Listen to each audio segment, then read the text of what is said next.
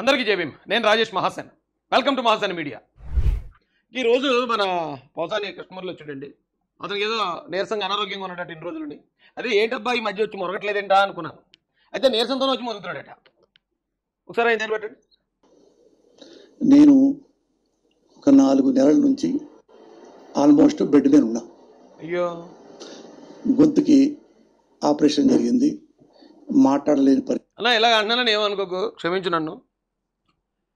నువ్వు జగన్మోహన్ రెడ్డి అధికారంలో ఉన్న టైంలో నీ గొంతుని చాలా దారుణంగా వాడావు, అడ్డదిడ్డంగా వాడావు. చంద్రబాబు నాయుడు గారిని, ఇంట్లో ఉన్న మహిళల్ని, పవన్ కళ్యాణ్ గారిని, వాళ్ళ ఇంట్లో ఉన్న మహిళల్ని నోటు కూర్చోటి తిట్టావన్నా. నీ గొంతుతో చెయ్యని పాపమంటూ లేదు నువ్వు ఆ టైంలో. ఇప్పుడు నీ గొంతుకి ప్రాబ్లం వచ్చింది. ఒకవేళ దేవుడు గారిని పనిష్మెంట్ ఇస్తున్నారేమో ఒక్కసారి చూసుకున్నా.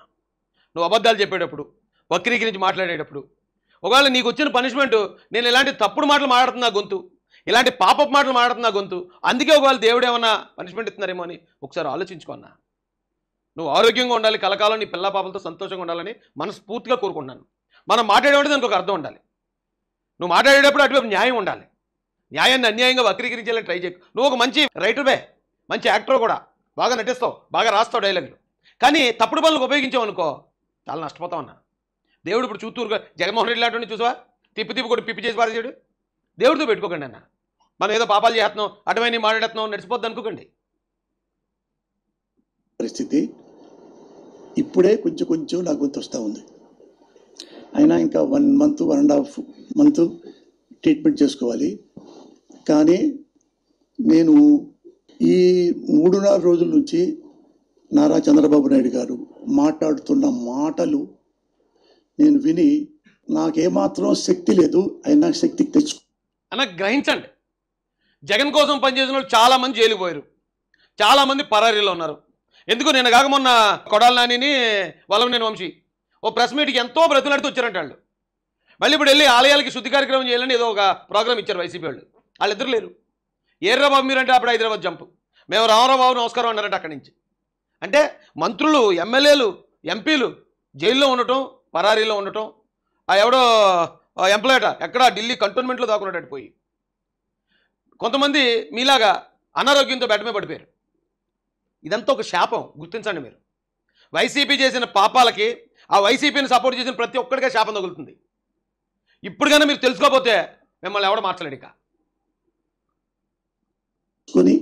మీ ముందుకి కొన్ని చెప్పడానికి వచ్చా. మీరు తెలుసు, నేను జగన్మోహన్ రెడ్డి గారి అభిమానినైనా, ఆయన కార్యకర్తనైనా, ఆయన పొరపాటు ఉన్నా కానీ తెలియజెప్తా. అలాగే ఆంధ్ర రాష్ట్రంలో ఈయన ముఖ్యమంత్రి కాబట్టి ఆయన చేస్తున్న రాజకీయాల గురించి నేను మళ్ళీ చెప్పాలని ఓపిక తెచ్చుకొని మీ ముందుకు వచ్చాను. ఈ మధ్య తిరుపతి మీద పడ్డారు. లడ్డు గురించి ఒకసారి, భారతదేశం మొత్తం లడ్డు గురించి. ఇప్పుడు అఫిడవిట్ అంటే ఒక జగన్మోహన్ రెడ్డి గారు తిరుపతి మీద కొండకి వెళ్ళాలంటే అఫిడవిట్ ఇవ్వాలి అని సెలవిచ్చారు చంద్రబాబు. అది చంద్రబాబు నాయుడు గారు సెలవిచ్చింది కాదు. లడ్డూలో కల్తీ జరిగిందని చంద్రబాబు నాయుడు గారు చెప్పలేదు. లడ్డూ కల్తీ గురించి ల్యాబ్ చెప్పింది. అఫిడవిట్ గురించి, డిక్లరేషన్ గురించి టీటీడీ చట్టం చెప్తుంది. ఒకవేళ నువ్వు ఆ టెంపుల్కి వెళ్ళాలంటే గౌరవం ఉందని అఫిడవిట్ ఇవ్వాలి. సోనియా గాంధీ గారు ఇచ్చారట, అబ్దుల్ కలాం గారు ఇచ్చారట. నువ్వు రాజకీయ నాయకుడిగా ఉన్నప్పుడు నీకు ఏ మతం అయితే ఏంటి, ఏ మతంతో నీకు ప్రాబ్లము? అసలు జగన్మోహన్ రెడ్డి ఏ మతం పాటిస్తాడు? అతనికి ఏ మతం లేదు, ధనమే అతని మతం కదా. ఎందుకు మళ్ళీ యాక్టింగ్ ఎందుకు? సంతకం పెట్టడం ఇష్టం లేక వెళ్ళటం మానేశాడా? ఏంటి అన్ని పూజలు చేసినోడు, గర్వాపసి అయినోడు ఓ సంతకం గురించి ఆలోచిస్తాడా? సంతకం గురించి కాదు నన్ను అడిగితే. అతను ఆగిపోయింది సంతకం గురించి కాదు. అతను ఎందుకు ఆగాడంటే అక్కడ కూటమి నేతలు మిమ్మల్ని అడ్డుకోము, ఇక్కడ ఏం మీకు అడ్డులేదు, మీరు వెళ్ళి చేసుకోండి అంటే ఒకవేళ భక్తులు కట్టాను కొడేస్తారేమో అని భయపడ్డాడు. కూటమి నేతలు ఆపితేనే మైలేజ్ అతనికి. కూటమి నేతలు ఆపకుండా అక్కడికి వెళ్ళి అక్కడికి వచ్చిన భక్తులు ఇరే మా లడ్డూలో కల్తీ చేస్తావు, ఇది కూడా తింటావా అని చెప్పి ఆ లడ్డూలో లేకపోతే అక్కడ రాళ్ళు ఇసిరేసారనుకో ఏంటి పరిస్థితి? అందుకు భయపడి వెళ్ళలేదు అతను. అర్థమైందా? అంటే చంద్రబాబు నాయుడు గారు హిందూ ధర్మ పరిరక్షకుడు లాంటి వాడు అనమాట.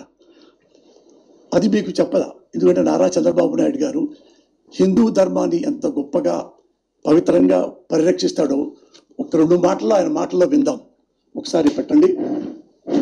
చర్చలు, టెంపుల్లు లేకపోతే ఈ మసీదులు లేకపోతే చాలా మంది పిచ్చి పెట్టేది. ఆ విషయం మీరు గుర్తుపెట్టుకోవాల్సిన అవసరం. జాగ్రత్త గుర్తుపెట్టుకోండి, జాగ్రత్త మీరు ఆలోచించి చూడండి, జాగ్రత్త గమనించండి. చర్చిలు, మసీదులు, టెంపుల్లు లేకపోతే చాలామందికి పిచ్చి పట్టు ఉండేది. అంటే ఈ చర్చిలు, మసీదులు, టెంపుల్లు ఉండటం వల్ల చాలామందిని పిచ్చోళ్ళు అయిపోకుండా కాపాడారు అని చెప్పాడు ఆయన. కొంతవరకు ఈ బ్రాందీ, విస్కీ తాగడం, ఈ లిక్కర్ షాపులు తగ్గిస్తున్నారంటే ఇది కూడా ఒక కారణం. కనీసం మంచి రోజులంతా కొంతమంది పోతారు అయ్యప్ప స్వామి దగ్గర. వీళ్ళు బ్రాందీ, విస్కీలు అంటే తాగుబోతులు అవ్వకుండా కాపాడడానికి కూడా ఈ చర్చు, మసీదు, టెంపుల్ అనేది ఎంతో ఉపయోగపడుతుంది. అంటే మనుషుల్ని చెడు అలవాట్ల వైపు వెళ్ళనివ్వకుండా కాపాడుతున్నవి ఈ మూడు కూడా, ఈ మూడు వ్యవస్థలో అని చెప్పాడు ఆయన.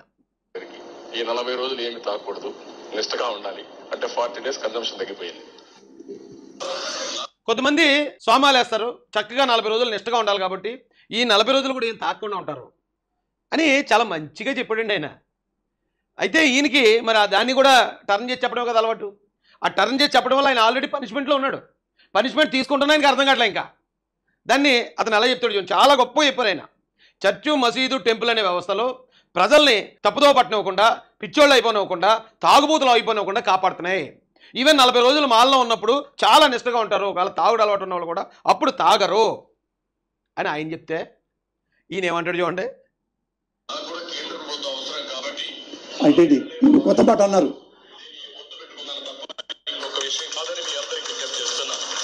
ఆపండి. ఎందుకంటే నాకు ఏ పార్టీల్లో కలవాలని లేదబ్బా. వాళ్ళే ఢిల్లీ నుంచి మోడీ గారు పరిగెత్తుకొచ్చి, రాహుల్ గాంధీ పరిగెత్తుకొచ్చి, బాబు గారు మీరు మాతో కలవండి అంటేనే నేను ఈసారి బీజేపీతో కలిసి అని సెలవిచ్చారు. అది తెలుసు మీకు బ్యాలెన్స్ ఏంటో. ఆయన ఢిల్లీ వెళ్ళి ఎలా అమిత్ షా కాళ్ళు పట్టుకున్నారు, మోడీ కాళ్ళు ఎలా పట్టుకున్నారు, ఎలా దండం పెట్టారు, మీకు ఫోటోలు కూడా మీకు తెలుసు. ఫస్ట్ది హిందూ ధర్మ పరిరక్షకుడు కదా ఆయనకంట. చాలామంది ఇప్పుడు మాలేసుకుంటున్నారంట. మాలేసుకోవడం వల్ల మందు తాగట్లేదంట. ఈ మందు తాగకపోతే ప్రభుత్వానికి ఆదాయం రావట్లేదంట. ఈయన హిందూ ధర్మ పరిరక్షకుడు. ఆ మాట అన్నాడండి ఆయన. ఆయన ఎంత గొప్పగా చెప్పిన మాటల్ని ఎంత వక్రీకరించాడు చూడండి. అంటే ఈ రైటింగ్ స్కిల్స్ ఉన్నాయి కదా, సినిమాలకి రాస్తుంటాడు. సినిమాల్లో నువ్వు రొమాంటిక్ సీన్లు, పనికిమాలిన సీన్లు ఎన్నో రాసి ఉంటావు పోసని. అదే సీన్లు నువ్వు డైరెక్ట్గా రియాలిటీలో నువ్వు మార్చేస్తున్నప్పుడు పనిష్మెంట్ ఎలాగ వచ్చేస్తుంది చూడు, మళ్ళీ మంచి ఎక్కేస్తావు. ఎంత ఘోరంగా, అంత పెద్ద ఆయన మీద, అంత నిజాయితీపరుడి మీద, నిబద్ధత కలిగిన వ్యక్తి మీద ఇంత దారుణమైన వక్రీకరణ చేయకూడదు. ఈ చర్చు, టెంపుల్ అలాగే మసీదు అనే వ్యవస్థలో ప్రజలను కాపాడుతున్నాయి, ఈ మందుకి అలాగే పిచ్చోళ్ళు అయిపోకుండా కాపాడుతున్నాయి ఆయన చెప్తే మందు తాగట్లేదు, అందుకని గవర్నమెంట్కి ఆదాయం రావట్లేదు వీటి వల్ల. మాలేసుకోవడం వల్ల అంటే మళ్ళీ ఎక్స్క్లూజివ్గా హిందువులని రెచ్చగొట్టాను, మాలేసుకోవడం వల్ల మందు సేల్స్ పెరగట్లేదు అని ఎక్కడైనా అన్నాడండి ఆయన. ఆ వీడియోలో అన్నాడా? మళ్ళీ ఒక్కసారి వినిపిస్తానండి, వినిపించి క్లోజ్ చేస్తాను ఈ వీడియోని. చర్చలు, టెంపుల్లు లేకపోతే ఈ మసీదులు లేకపోతే చాలా మంది పిచ్చి పెట్టేది. ఆ విషయం మీరు గుర్తుపెట్టుకోవాల్సిన అవసరం ఉంది. కొంతవరకు ఈ బ్రాందీ, విస్కీ తాగడం, ఈ లిక్కర్ షాపులు తగ్గిస్తున్నారంటే ఇది కూడా ఒక కారణం. కనీసం మంచి రోజులంతా కొంతమంది పోతారు అయ్యప్ప స్వామి దగ్గరికి. ఈ 40 రోజులు ఏమి తాగకూడదు, నిష్టగా ఉండాలి. అంటే 40 days కన్జంప్షన్ తగ్గిపోయింది. కన్జంప్షన్ అంటే వాడకం తగ్గిందని పోసాని, ఆదాయం తగ్గిందని కాదు. కన్జంప్షన్ అంటే ఆదాయం అనుకుంటున్నట్టు నువ్వు, వాడకం కూడా తగ్గుతుంది. వాళ్ళు వాడరు, మందు వాడరు. అయితే ఇది చాలా మంది ఇప్పుడు మాలేసుకుంటున్నారంట. మాలేసుకోవడం వల్ల మందు తాగట్లేదంట. ఈ మందు తాగకపోతే ప్రభుత్వానికి ఆదాయం రావట్లేదంట. ఈయన ఇలాంటి అదాలు నమ్ముకునే సంకనాగిపోయాడు జగన్ రెడ్డి. చెప్పే మాట ప్రజలకి మరీ ఇంత గుడ్డుగా రండి అబద్ధాలు, ఎంత దారుణమైన అబద్ధాలా. ఇలాంటి పనికిమాలిన వాళ్ళందరూ ఒక గ్రూప్గా చేరింది వైసీపీ పార్టీ. మొత్తం ప్రజలందరూ తరిమి కొట్టారు పనికిమాలిన వాళ్ళందరినీ. అదండి పరిస్థితి. ఎంతసేపు లైవ్లో ఉన్న మీ అందరూ కూడా హృదయపూర్వక ధన్యవాదాలు తెలియజేసుకుంటూ, చంద్రబాబు నాయుడు గారి గొప్పతనాన్ని, ఆయన ఈ రోజున ఆయన ఉన్న పొజిషన్, ప్రజలు ఇచ్చిన ఈ మ్యాండేట్ ఏదైతే ఉందో 164 సీట్లు మామూలు విషయం కాదండి, ఆషామాషి విషయం కాదు ఇది. చంద్రబాబు నాయుడు గారు 5 సంవత్సరాల పాటు అంతలా నిలబడ్డారు ప్రజల కోసం. ఆయన ఇలాంటి చిల్లర మనిషి కాదు, అలగా మనిషి కాదు.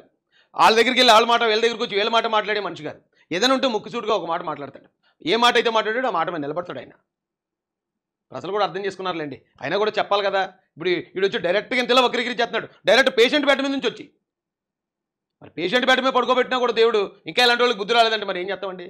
క్షమించండి ఒకవేళ నేను ఏమన్నా తప్పుగా మాట్లాడిన కోపం చంద్రబాబు గారిని అంత దారుణంగా వక్రీకరిస్తూ ఉంటే ఆ కోపం వల్ల కొన్ని మాటలు వస్తాయండి. దయచేసి ఎవరు ఏమనుకోవద్దు. జై భీమ్, జై భారత్, జై జై మహాసేన, జై తెలుగుదేశం, జై చంద్రబాబు, జై జై లోకేష్ అన్న.